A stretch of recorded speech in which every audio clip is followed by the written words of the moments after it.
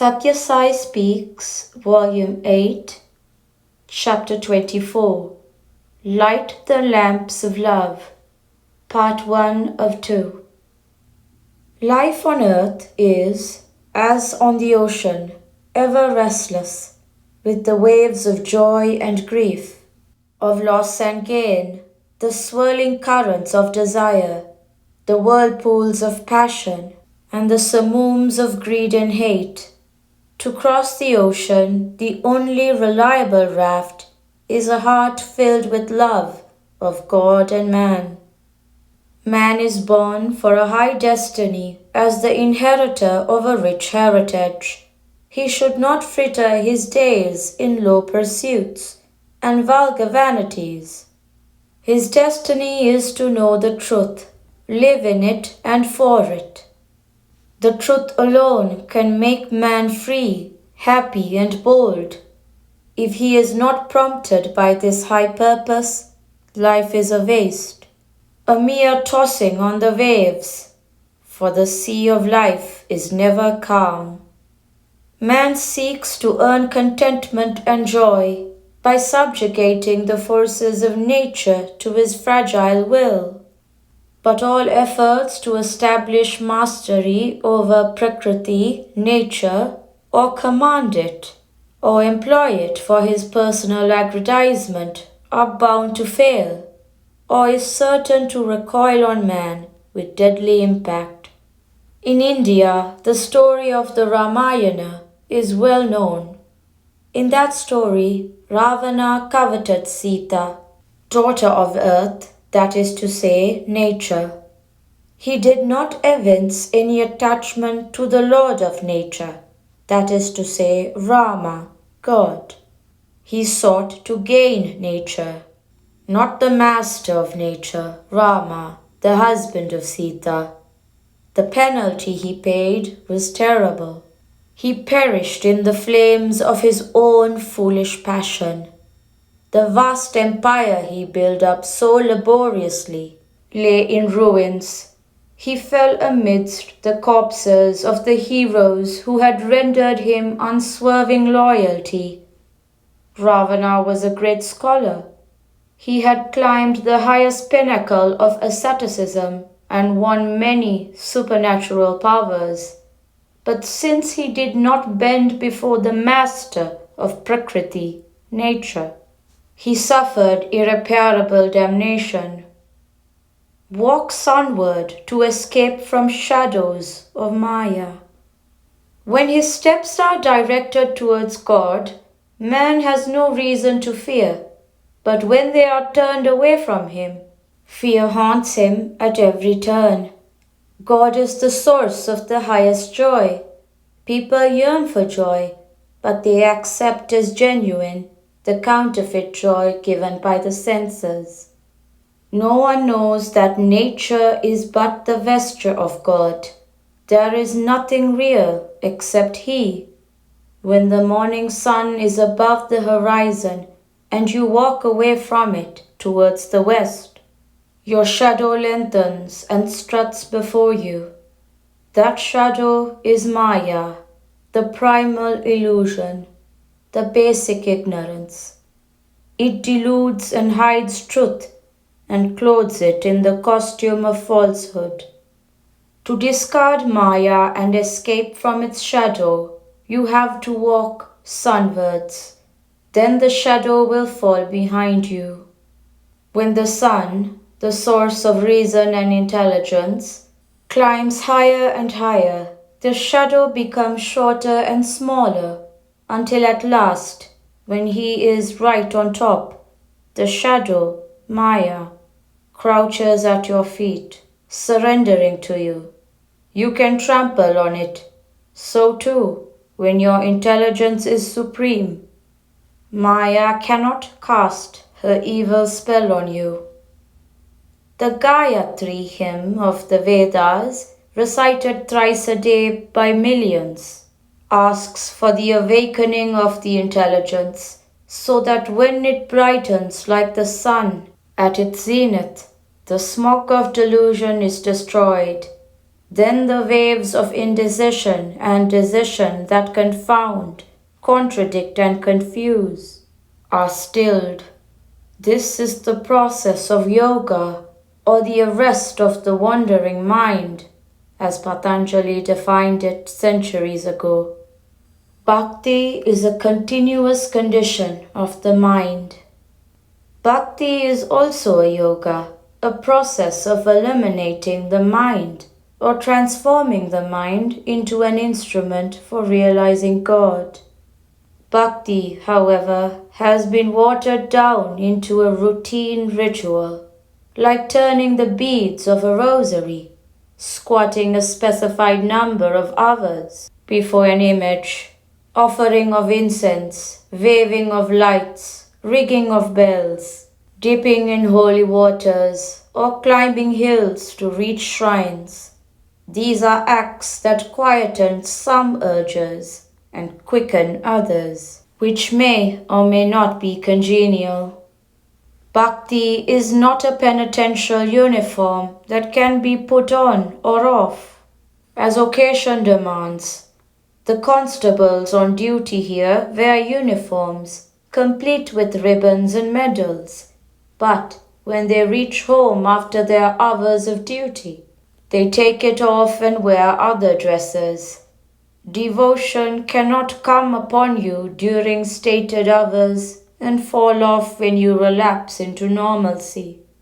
It is a continuous, constant condition of the mind, a confirmed attitude, a way chosen and adhered to with avid attention. Today, man dabbles in yoga, devotional practices, in the morning hours, revels in bhoga, festivity and luxury, catering to the senses, during the day, and tosses about in roga, disease, during the night. Bhakti is not to be performed during certain periods every day and superseded by other fashionable attractions. Bhakti is a constant, continuous bent of mind, a habit of thought, a way of life. It must be loyally adhered to, whatever may happen: dishonor, distress, despair, deprivation, pleasure, prosperity, power, and pomp. God has no trace of anger or worry. The true devotee is deeply aware of the transitoriness of earthly triumphs. He knows that death is a final arbiter, that God is the only dispenser, and so he is firm and calm, whether it is foul or fair. He will not slide or climb whatever happens. He knows that the God whom he loves and adores is the indweller in the blade of grass and in the most distant star. God gives ear to the prayers that rise in all languages and even from the silence of the dumb. He has no trace of anger or worry. You too have no reason to develop anger and anxiety. When the teeth bite your tongue, do you get angry at them for hurting? Do you break the teeth that hurt it so? No, for teeth and tongue are both yours, both you. Similarly, he who hurts you and you are both limbs of the same body, God. Feel that oneness and avoid hate. God is on the lookout for his inner vision. He blesses those whose hearts are so vast that they can take in all his children. How can he be pleased when you are so selfish and narrow-minded that you send away his children from the doorstep of your heart? You must first have a clear understanding of the nature of the goal, God or goodness, or the universal absolute. Whatever the name, its grandeur, its beneficence, its magnificence, then that understanding itself will prompt and urge you towards it. The universal of which you are a unit is pure, true, egoless, unlimited and everlasting. Contemplate on it, and your innate egolessness, truth, purity, and eternality will manifest itself more and more every day. With God on your side, the world is in your hold.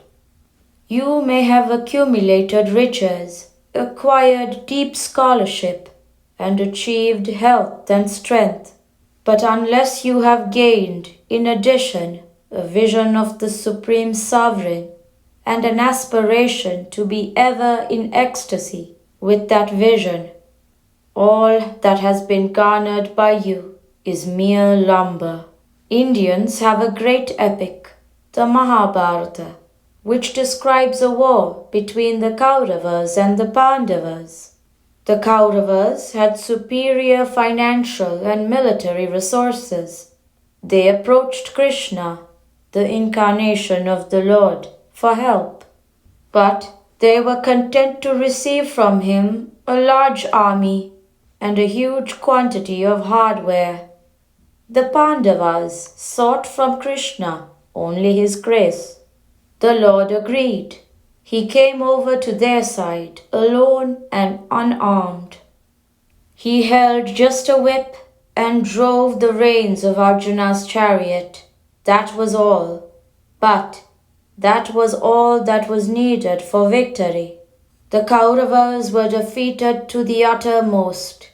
The Pandavas won the empire and eternal fame. If God is on your side, you have the world in your hold. This is the lesson driven home by the Hindu scriptures. Give up all bonds of fight and duty. Surrender unreservedly to me. I shall guard you from sin and liberate you from that sad cycle of entrances and exits on the stage of life. You can remain ever in your own reality of eternal calm, the Lord has assured. Freedom and light are what man needs more than anything else. He needs them even more than breath. That is why he is miserable when bound and in the dark. Man struggles like a fish in a dry bowl, frantically to reach God, to return to God, which is his home, and Ananda, divine bliss, which is his element. He seeks God or Ananda, which is but another name of God, up in space, down in the bowels of the earth, alone or in crowded congregations, in silence or in noise. But all the while, the spring of Ananda lies in his own heart. He can tap it, if only he knows how to delve into the poise of deep meditation. End of part 1 of 2. Kampala, Uganda, East Africa, July 8, 1968.